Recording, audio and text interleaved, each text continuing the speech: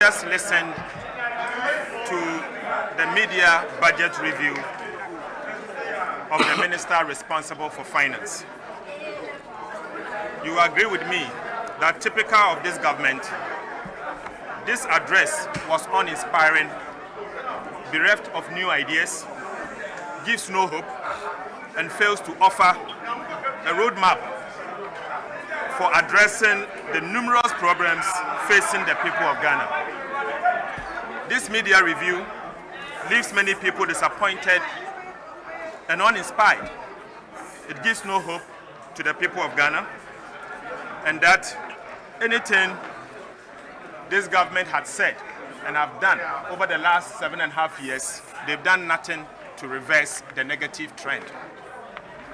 In the last 8 years, the Akufo-Addo government have burdened the ordinary Ghanaian and businesses with a number of taxes, making Ghana a high tax regime. These taxes include e-levy, COVID levy, an effective VAT rate of about 22%, a distorted value-added tax regime, a betting tax, a baller tax, in other words, a sanitation levy, a high tax on petroleum product, an emission levy, a high import taxes, burdensome fees and charges across all sectors of the economy, and over 40 new taxes in the last 7.5 years.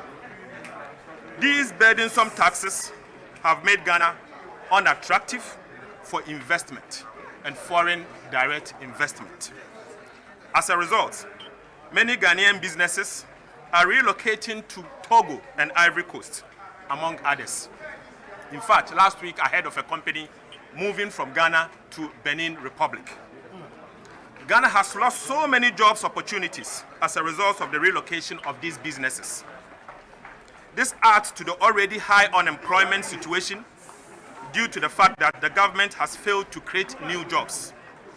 As a result of high import duties and levies at our port, Ghana is no longer an attractive gateway to West Africa. Our ports, particularly the Tema port, has lost almost 50% of its traffic, with its further job losses.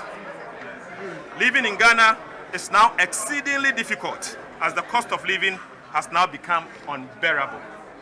Ladies and gentlemen, many Ghanaians are unable to put food on the table for their families and loved ones.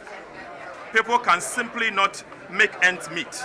In fact, the krum aishe, the krum ayeshe. That is the true state of our country. The high food prices are one of the major problems facing the people of Ghana today. Yet, this media review did not provide a roadmap to arrest the escalating food prices.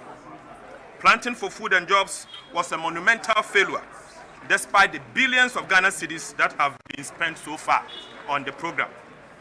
The greatest threat to our national security today is youth unemployment and food insecurity. These two factors are fueling the loss of confidence in our democracy, revealed in the recent Afrobarometer report on Ghana. Yet, this media review failed to address these two major concerns.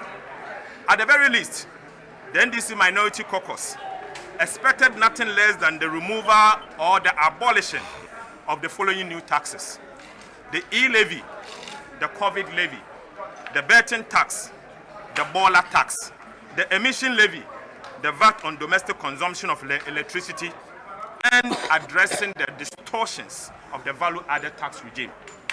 The Akufo-Addo government will be remembered as the government that has left Ghana behind with the following: bankrupt economy, default or yentumintua economy, a haircut economy, debt-riddled economy, overtaxed economy, high inflation economy, high food inflation economy, a shrinkflation economy, in fact, a high monetary policy rate economy, a high lending rate policy rate economy, a high unemployment economy, an extremely high youth unemployment economy, a misery or a witchery economy, a collapsed state-owned enterprises economy that they are leaving behind, a collapsed cocoa sector economy, a bankrupt Bank of Ghana, a Bank of Ghana that is positively insolvent to the extent that they are not in a position to generate enough revenue to run the affairs of the central bank. A bankrupt cocoa board, a high food inflation never witnessed in the Fourth Republic, and the highest youth unemployment never witnessed in the Fourth Republic. This is the legacy of the MPP Akufo-Addo Bawumia government. Fellow Ghanaians, as stated earlier, this media budget review is uninspiring, bereft of new ideas, gives no hope, and it fails to offer a roadmap for addressing the numerous problems facing the people of Ghana. Let me assure you that the National Democratic Congress and the minority in Parliament are aware of the following. We are aware of the hopelessness of our youth who cannot count on the government for jobs. We are also aware of the suffering of the ordinary Ghanaians who cannot afford 3 square meals a day. We are aware of the unbearable hardships confronting the good people of Ghana and businesses. We are aware of the collapsed state-owned enterprises such as the Ghana Cocoa Board. In fact, we are aware of the insolvent Bank of Ghana. We are aware. We are also aware that the rich have become a middle class.